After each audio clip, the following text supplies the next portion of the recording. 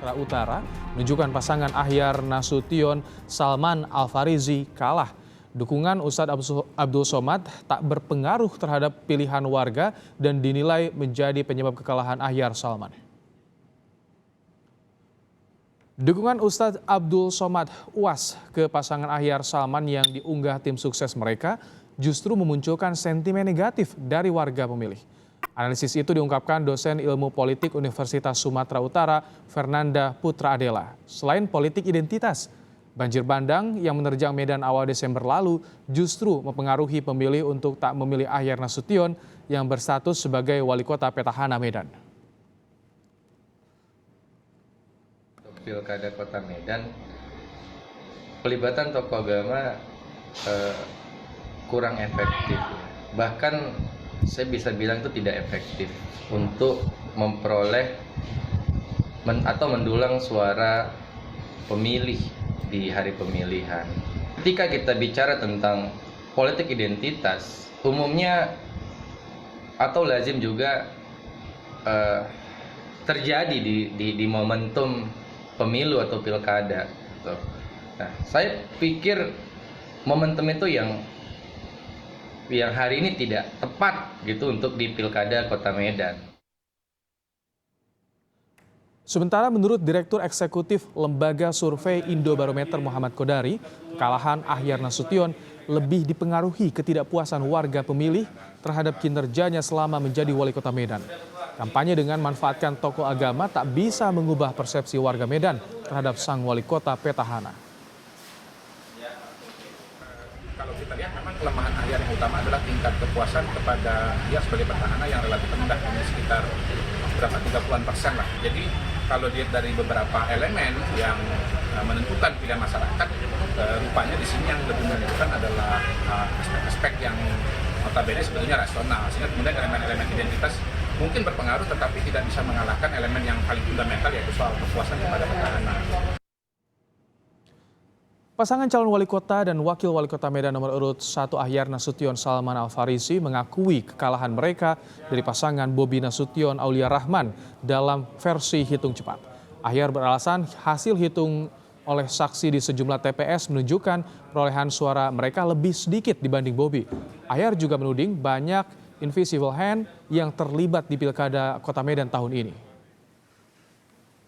Banyak invisible hand yang ikut bermain di dalam pilkada Kota Medan ini, tapi tidak dapat memang untuk menyatakan secara eksplisit apa itu invisible hand. Tapi kami dapat merasakan invisible hand tersebut sangat berpengaruh, sangat penuh bermain di dalam pilkada Kota Medan ini. Berdasarkan hasil hitung cepat yang datanya sudah terkumpul 100%, pasangan calon wali kota dan wakil wali kota Medan nomor urut 2, Bobi Nasution Aulia Rahman unggul dari pasangan calon nomor urut 1, Ahyar Nasution Salman Al-Farizi. Data Foxpol Center menunjukkan Bobi Aulia memperoleh 53,31% suara, sedangkan Ahyar Salman 46,68%. Data Carta Politika menunjukkan Bobi Aulia memperoleh 55,29% suara dan Ahyar Salman mendapatkan 44,71%. Data lembaga survei Poltreking menunjukkan perolehan Bobi Aulia 54,12%, sedangkan Ahyar Salman mendapat 45,88%.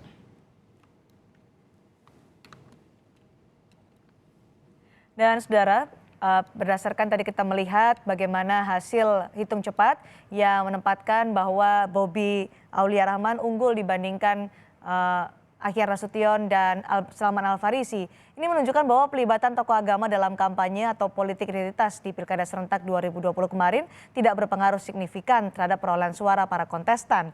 Kita akan membahasnya bersama dengan sejumlah narasumber Kompas Petang hari ini. Ada dosen ilmu politik Universitas Sumatera Utara Fernanda Putra Adela dan Direktur Eksekutif Lembaga Survei Indobarometer Muhammad Kodari. Selamat sore, Bung Fernanda, Pak Kodari. Selamat sore Mbak Cindy. Ada pelibatan Ustadz Somad, Ustadz Abdul Somad maksud saya, dalam kampanye yang dilakukan oleh Ahyar Nasution dan juga Salman Al Farisi. Ternyata dinyatakan ini tidak terbukti berpengaruh secara signifikan karena akhirnya Ahyar dan Salman pun kalah dibandingkan Bobi dan Aulia Rahman. Jadi kalau menurut Bung Fernanda, apakah ini berpengaruh atau ada hubungannya antara Ustadz Abdul Somad dengan kampanye dari Ahyar dan Salman Al Farisi yang ternyata tidak ada atau tidak mengangkat secara signifikan untuk suaranya? Ya, begini Mbak Cindy, betul yang tadi Mbak Cindy katakan, pada akhirnya kan hasil 3 lembaga survei mengenai quick count itu menunjukkan kemenangan pasangan Bobi dan Aulia. Ya. Yang kita ketahui bersama bahwasannya sudah menyebar video yang Ustadz Somad kemudian ikut serta dalam kampanye Ahyar dan Salman untuk memilih pasangan mereka. Nah, saya ingin menjelaskan mengenai karakter masyarakat Medan dulu nih Mbak Cindy. Jadi Medan ini kan kalau Mbak Cindy pernah main ke Medan, pasti Mbak Cindy kenal tuh masyarakat Medan ini terbuka, sangat terbuka Mbak Cindy.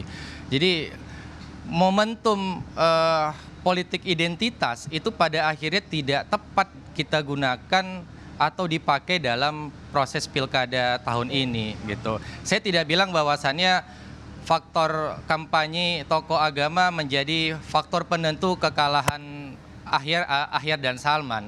Tapi setidaknya ini menjadi kontribusi bagaimana kemudian masyarakat Kota Medan punya cara sendiri dalam menentukan pilihannya. Dan ini dilihat bahwasannya masyarakat Kota Medan dalam melakukan pilihan terhadap kepala daerahnya itu lebih ditenggarin oleh faktor independensi mereka gitu. Jadi pilihan sendiri itu menjadi faktor penentu untuk memilih kandidat Mbak Cindy. Independensi untuk menjadi faktor penentu memilih kandidat. Tapi apa sebenarnya yang dipilih oleh warga Medan hingga mereka menjatuhkan pilihan pada calon pemimpin mereka, Bung Fernanda?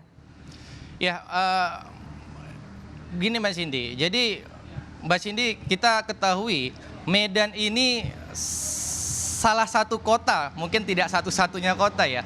Yang kepala daerahnya hasil pilkada itu tidak ada yang paripurna Mbak Cindy. Gitu. Jadi sepanjang perjalanan kepemimpinan di Kota Medan, kita selalu dihadapin dengan kepala daerah yang akhirnya harus berurusan dengan hukum. Ya. Dalam hal ini korupsi gitu. Nah, ini menjadi satu sentimen mungkin oleh masyarakat Kota Medan dalam memutuskan pilihan. Ini kan yang tanding antara petahana dan kemudian ada pendatang baru. Pendatang baru yang tidak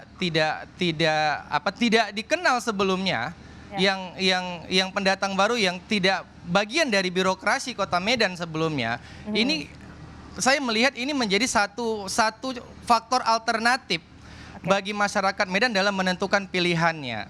Baik. Gitu. Baik, sekarang kita ke Pak Kodari. Kemudian, ya silakan diteruskan Bung Fernanda. Iya, sehingga kemudian ketika kampanye itu terjadi, tadi Mbak Cindy nyinggung mengenai keterlibatan tokoh agama gitu. Nah, proses pilkada Kota Medan ini tidak ada ruang untuk politik identitas, karena kita ketahuin secara religi kedua pasang calon ini memiliki agama yang sama. Bahkan kalau politik identitas itu di dalam faktor kesukuan, ini kedua pasang calon wali kotanya sukunya sama pula lagi gitu. Baik. Nah, jadi ini tidak punya ruang untuk politik identitas. Baik, saya ke Pak Kodari. Anda setuju tidak ada ruang untuk politik identitas di pemilihan wali kota Medan? Ini murni karena kinerja dan juga karakter warga Medan untuk memilih pemimpinnya nanti, Pak Kodari. Sebetulnya kalau kita melihat hasil survei ya dan pola-pola perilaku pemilih di tempat yang lain, ada juga sebetulnya elemen tersebut ya sampai dengan taraf tertentu saya kira.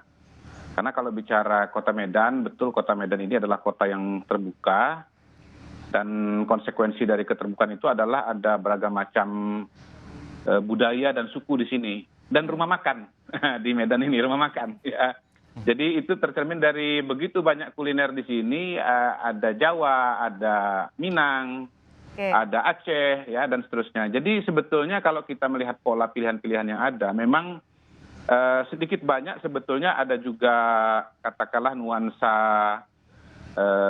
politik nasional ya, karena sedikit banyak yang namanya Bobi ini adalah menantunya Pak Jokowi begitu, dan itu kelihatannya juga disadari oleh Pak Ahyar, dan karena itulah kemudian Ahyar dan Salman misalnya, kebetulan Salman ini adalah kader PKS, itu menggunakan beberapa isu nasional misalnya dengan menolak Undang-Undang Cipta Kerja misalnya begitu, dan saya kira ya memang masuknya UAS di sana itu juga saya kira ya sedikit banyak dalam kerangka menyuntikkan ya sentimen nasional itu ke tingkat lokal, ke Medan ini. Begitu kita tahu bahwa di tingkat nasional dulu UAS juga mendukung lawannya Pak Jokowi, yaitu Pak Prabowo. Sampai ada ijab kabulnya segala macam. Nah, ijab kabul itu diulangi lagi di sini.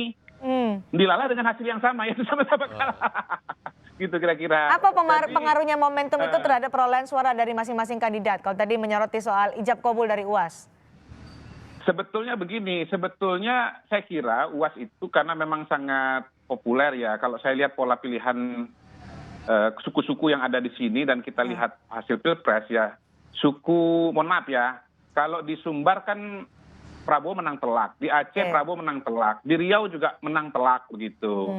Nah, makanya kemudian basis yang mungkin dituju Ahyar adalah suku-suku dari daerah ini begitu. Sebaliknya Bobi itu bisa berharap banyak dari kalangan Jawa, kebetulan suku terbanyak di Medan, ya Puja Kesuma itu ya, Puja Suma itu, kemudian Batak dan dari Tionghoa.